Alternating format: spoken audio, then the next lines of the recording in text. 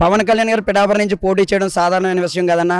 ఒక సీఎం క్యాండిడేట్లో ఉండే వ్యక్తి లాంటి ఆయన అలాంటి వ్యక్తి మన పిఠాపురం నియోజకవర్గంలో పోటీ చేయడం అనేది మేము పిఠాపురం నియోజకవర్గ ప్రజలందరూ ఎప్పుడో పుణ్యం చేసుకున్న వాళ్ళమని. అదని ఇప్పుడు పిఠాపురం నియోజకవర్గంలో పోటీ చేస్తున్నారంటే ఆయన వరం గారి సపోర్ట్ ఉంది, తంగెళ్ళ ఉదయ్ శ్రీనివాస్ గారి సపోర్ట్ ఉంది, బీజేపీ సపోర్ట్ ఉందన్న. పక్కాగా పవన్ కళ్యాణ్ గారికి 1,00,000 మెజార్టీ తక్కువ ఉండదన్న. ఇక్కడ నేను ఇంకొకటి చెప్తున్నానన్న, ఫ్యాన్కి సౌండ్ ఎక్కువ గాలి తక్కువ అన్న. ఫ్యాన్కి సౌండ్ ఎక్కువ గాలి తక్కువ. ఫ్యాన్ ఎందుకు పనిచేదన్న? మొన్న పవన్ కళ్యాణ్ గారు ఇక్కడ చేబ్రోలు మీటింగ్కి వచ్చారు. కొద్దిమంది బ్లేడ్ బ్యాచ్ని పెట్టి, మన MLA batch, YCP batch blade బ్యాచ్ని పెట్టి పవన్ కళ్యాణ్ గారి చేతులు తాకిచ్చి కోయించకపోవడం, పవన్ కళ్యాణ్ గారికి మీకు రాళ్ళకి రాకపోవడం ఇవన్నీ చేశారన్న. కానీ మీరు ఎన్ని కుట్రలు పన్నినా ఇక్కడ గెలిచేది పవన్ కళ్యాణ్. పవన్ కళ్యాణ్ గారి మీద ఈగ వాలితే జన సైనికులు ఎవరు తట్టుకునే విధానంగా లేరయ్యా. అలాగే జన సైనికుల మీద చిన్న ఈగ వాలిన పవన్ కళ్యాణ్ గారు సహించరని చెప్పేసి నేను మరో విషయంగా చెప్తున్నాను. తిరుపతిలో సీఏ అంజు యాదవ్ గారు కార్యకర్త గోమె కొడితే పవన్ కళ్యాణ్ గారు మరొక రోజు తర్వాత రోజు అక్కడికి వెళ్ళి ఆవిడని సస్పెండ్ చేయడం జరిగింది. అలాగే ఇక్కడ ఎవరైనా జన సైనికుల మీద చేసుకున్న వైసీపీలు ఎవరు చూస్తూ ఊరుకోరన్నా. ఇక్కడ పిఠాపురం నియోజకవర్గం చూస్తే ఇక్కడికి మా కాపులకి దరిద్రమైన నాయకుడు ఒకడు ఉన్నాడన్న. ఆయనే ఉప్మా పాపారావు ముద్రగడ పద్మనాభం. ఎందుకు పనిచేయ నాయకుడు అన్న. తెలుగు ప్రజల గుండెల్లో కాపు అనే ముద్రను కూడా అటువంటి వాళ్ళ వల్ల పేరు పోద్ది, కాపు నాయకులు పోతారు, కాపు ప్రజలు చచ్చిపోయినట్టుగా ఆయన ముందు మేము ఎట్లా తలదించుకుని నడవలసి వస్తుంది. కాపులు అంటే ముద్రగడ పద్మనాభం ఉన్నాడు కదండి, మీకు వాళ్ళ దగ్గరికి వెళ్ళండి అన్నాడు. ఆయన ఎందుకు వైసీపీ హయాంలో, తెలుగుదేశం హయాంలో వైసీపీ డబ్బులు పంపింది, ఒక 2 బ్యాగులు పంపింది ఆయన ఇంటికి పంపితే తునిలో రైల్వే దగ్ధం చేశాడు. అదే వైసీపీ హయాంలో చేయమనండి, సెంట్రల్ జైల్లో కూర్చోబెడతాడు ఆయన తీసుకెళ్ళి. ఎందుకండి ముద్రగడ పద్మనాభం? ఇంకైనా రాజకీయాలు మానుకోండి. మీరు ముసలి వయసు వచ్చింది మీకు, ఇంకా మీకు ఏదో కొద్దిగా చిన్న గొప్ప కూడా స్టేట్మెంట్లు ఇస్తున్నాడు కదా, పవన్ కళ్యాణ్ని ఓడిస్తానని పిఠాపురంలో. అతను కూడా ఇక్కడే మకాం వేశారని తెలిసింది అన్నా. నేను ఒట్టేస్తున్నాను, పవన్ కళ్యాణ్ పక్కగా 1,00,000 మెజార్టీ వస్తున్నా పిఠాపురం. ఎంతమంది ఎన్ని కుక్కలు ఎన్ని నాటకాలన్నా పిఠాపురం నియోజకవర్గంలో గెలిచేది కొనిదెల పవన్ కళ్యాణ్. కొనిదెల పవన్ కళ్యాణ్ గారు అసెంబ్లీకి వెళ్తారు. నేను కొనిదెల పవన్ కళ్యాణ్ చెప్తున్నాను అంటే గతంలో భీమవరంలో ఆయన పోటీ చేసినప్పుడు కూడా ఇట్లానే చెప్పారు, కానీ అక్కడ ఆయన ఓడిపోవడం చూసాం. ఇక్కడ గెలుస్తారనే నమ్మకం ఏంటి అన్న? నువ్వు కష్టపడుతున్నావు అన్న, నీ రూపాయలు ఎవరికి ఇస్తున్నావు? నీ డబ్బులు ఎవరు ఇస్తున్నావు? ఇంటికి ఇస్తున్నావు, అమ్మకి ఇస్తున్నావు, నాన్నకి ఇస్తున్నావు, నీ కూతురికి ఇస్తావు, నీ తల్లికి ఇస్తావు, నీ అమ్మమ్మకి ఇస్తావు, నీ నాన్నమ్మకి ఇస్తావు. తెలుగు ప్రజలందరికీ కౌలు రైతులు కష్టాలు తీర్చాడన్న. బ్రో షూటింగ్ తీసి కౌలు రైతులు కష్టాలు తీసాడు. రోజుకు 2 కోట్లు సంపాదించాడు. ఆయన ఇలా రాజకీయాలు అడుక్కునే విధానం ఏంటి? ఆయనకి రోజుకి సంపాదించుకుంటే 2-3 కోట్లు వస్తుంది. ఆయనకి సంవత్సరానికి ఏదో లేకుండా 1000 కోట్లు సంపాదించవచ్చు. ఎందుకని వచ్చాడు ఆయన? తెలుగు ప్రజలు నా ప్రజలు, తెలుగు ప్రజలు నా ప్రజలు, ఆంధ్రప్రదేశ్ రాష్ట్రం నాది. నేను పిఠాపురం నియోజకవర్గాన్ని నేను తీసుకోవాలి, దత్తత తీసుకోవాలి. అది దేశంలోనే మొట్టమొదటి స్థానంలో పెట్టాలి. ప్రధాని నరేంద్ర మోడీ గారు కూడా పిఠాపురం నియోజకవర్గంలో మీరు పోటీ చేయాలని చెప్పేసి కూటమి పార్టీ తరఫున ఆయన ఎన్నుకున్నారు. అలాగే వరం గారు కూడా సపోర్ట్ బాగా చేస్తున్నారన్న. మా జనసేన పార్టీకి వరం గారు కూడా చాలా సపోర్ట్ చేస్తున్నారు. వరం గారు కూడా చాలా ఇదిగా చేస్తున్నారు. నేను ఒకటే చెప్తున్నాను, జనసేన పార్టీ పవన్ కళ్యాణ్ గారు పిఠాపురం నియోజకవర్గం పోటీ చేస్తారు, పిఠాపురం నియోజకవర్గాన్ని గెలుస్తారు. అలాగే పవన్ కళ్యాణ్ గారి కోసం మన వర్మ గారు ఆయన సీట్ని అయితే త్యాగం చేయడం జరిగింది. మరో వ్యక్తికి మంత్రి ఇవ్వాలంటూ కూడా చాలా మంది చెప్తా ఉన్నారు. అంటే నువ్వు ఒక జనసేనగా నువ్వేం చెప్తావు అన్న? నేను ఒకటి చెప్తానన్నా, మంత్రి, ఉప మంత్రి, ముఖ్యమంత్రి అనేది మనకి సంబంధించింది కాదు. పైన అధిష్టానం సెటిల్ చేస్తుంది. అది మన ఇక్కడ చిన్న చిన్న కార్యకర్తలు అనుకుంటే సరిపోదన్నది. అధిష్టానం సెటిల్ చేస్తుంది. ఎమ్మెల్సీ ఇవ్వాలి, ఎంపీ ఇవ్వాలి, ఏది ఇవ్వాలనేది అధిష్టానం సెటిల్మెంట్ చేస్తుంది. మోడీ గారు సెటిల్మెంట్ చేస్తారు. చంద్రబాబు నాయుడు గారు ఉన్నారు, మోడీ గారు ఉన్నారు, పవన్ కళ్యాణ్ గారు ఉన్నారు. ఇక్కడ మనం కొట్లాడుకుని పోవడం కాదన్నా. అక్కడ పైన అధికారం ఉంది, అధికారం మాట్లాడుతుంది అన్న. ఓకేనన్నా? నేను ఇంకొకటి చెప్తున్నానన్నా, పక్కాగా పవన్ కళ్యాణ్ గారు 2024 మే 13 తారీఖున ఓటు వేస్తాం. మేమందరం పవన్ కళ్యాణ్ గారిని గెలిపిస్తాం. తర్వాత వైఎస్ జగన్మోహన్ రెడ్డి గారిని రాత్రి అరెస్ట్ చేయడం కాదు, నారా చంద్రబాబు నాయుడు గారిని, వైఎస్ జగన్మోహన్ రెడ్డి గారిని నడి రోడ్డు మీద పట్టపగటాలు అరెస్ట్ చేసి తీసుకుని వెళ్తారు బేడీలేసి. అలాగే మన రోజా గారిని కూడా పట్టపగటాలు బేడీలు వేసుకుని తీసుకుని వెళ్తారు. అలాగే ఇక్కడ మాఫియా డాన్ ఒకడు ఉన్నాడు అన్న, మా కాకినాడకి మాఫియా డాన్ ఒకడు ఉన్నాడు, ద్వారాపూడి చంద్రశేఖర్ రెడ్డి. మాఫియా డాన్ అంటే ఏంటనుకున్నా, మావోల్ డాన్ కాదన్న. మాఫియా డాన్ అంటే మాఫియాయే. నైట్ చూస్తే పట్టపగటాలు కాపాడదు. ఆ స్థలం అనేయండి, ఆ ఇల్లు అనేవ్వండి, ఆ సైట్ అవన్నీ ఏదైనా పట్టబట్టాలు కనిపించదు. ఏదైనా తాడపర్తి చెరువు చూస్తే శుభ్రం తవ్వు పాడేశారండి. 2 తాడి చెట్లు ఒక్క చెరువు. ఎందుకండి ఆయనకి? ఎందుకు శుభ్రం రాజకీయం చేసుకోండి, ఎందుకు ప్రజలు ఆటలతో ఆడుకుంటారు? మీకు ఏమైనా అమౌంట్ ఏమైనా కావాలితే మీకు పెళ్ళి ప్రజలకు అందరికీ చెప్తున్నాను, నేను ఉమ్మడి పార్టీ అభ్యర్థులకు అందరికీ చెప్తున్నాను. మన కాకినాడ పోర్టుకి వెళ్తే ఎవరికైనా డబ్బులు అవసరం అయితే కాకినాడ పోర్టులో బాక్సుల్లో కొన్ని వేల కోట్ల రూపాయలు ఉన్నాయి. ఆ కోర్టులోకి వెళ్ళి వంగవేది గారు మేము పెళ్లి చేసుకున్నాండి, మాకు కొద్దిగా అక్కడ ఏదో డబ్బులు ఏర్పాటు చేశారండి, మీరు ఓట్లు వేసుకుని మంచి పడ్డం కానీ మాకు ఇప్పించండి అంటే ఆవిడ కంపల్సరీ ఇస్తుందంటండి.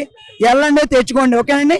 ఇక్కడ కడప నుంచి పవన్ కళ్యాణ్ గారిని ఓడించడానికి వచ్చారు కదా మిథున్ రెడ్డి గారు కానీ ఇన్ఛార్జీలుగా, సో వాళ్ళ గురించి.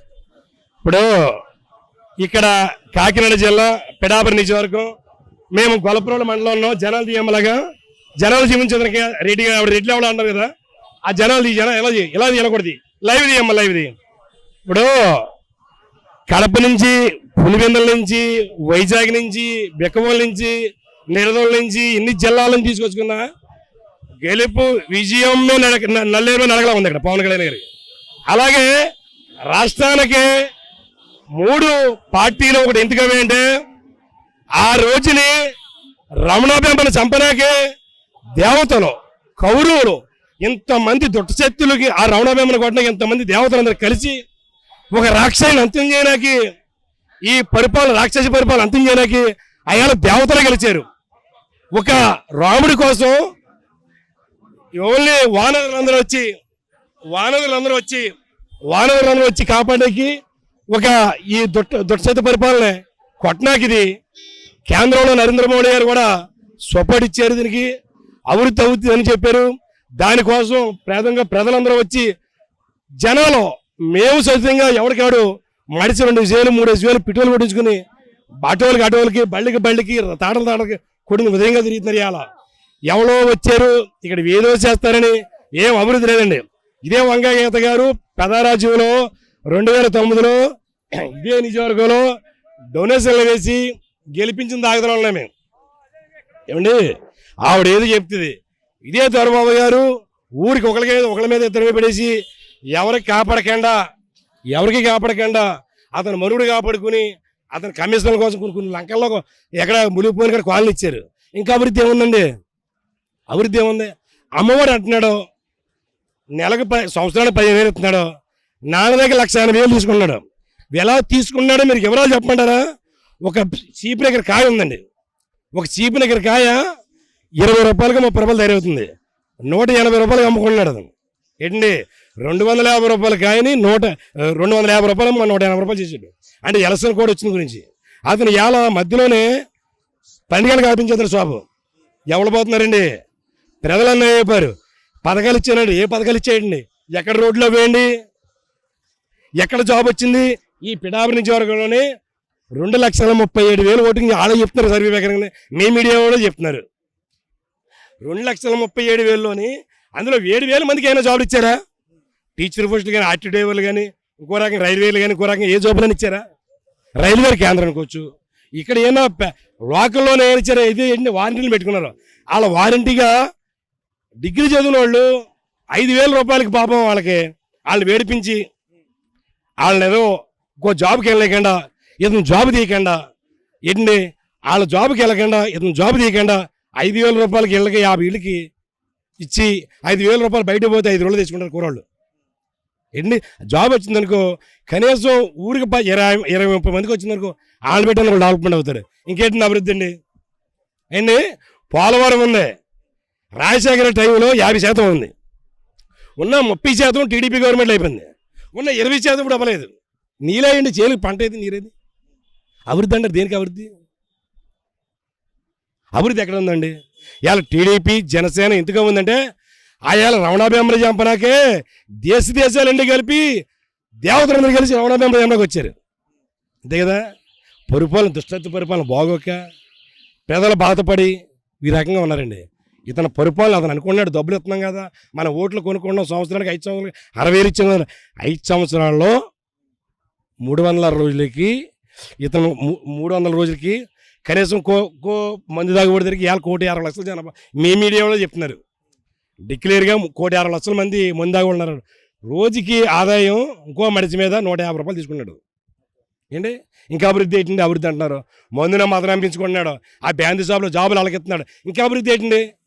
అభివృద్ధి రాక ఏదో ఉంది. ఇక్కడ నుంచి గొప్ప నుంచి బెడవరాకి ఏమైనా రోడ్లు వేనేసారా? పక్కన సైడ్లో రోడ్లు వేనేసారా? ఎవరికైనా జాబులు ఇచ్చారా? దేనికైనా అభివృద్ధి ఇది? ఇక్కడ పవన్ కళ్యాణ్ గారి మీద వంగా గీత గారు, వాళ్ళలో నితిన్ రెడ్డి గారు, చంద్రశేఖర్ రెడ్డి గారు, కన్నబాబు గారు, రాజా గారు, వీళ్ళ ప్రభుత్వాన్ని వాళ్ళు చేసుకోమనండి.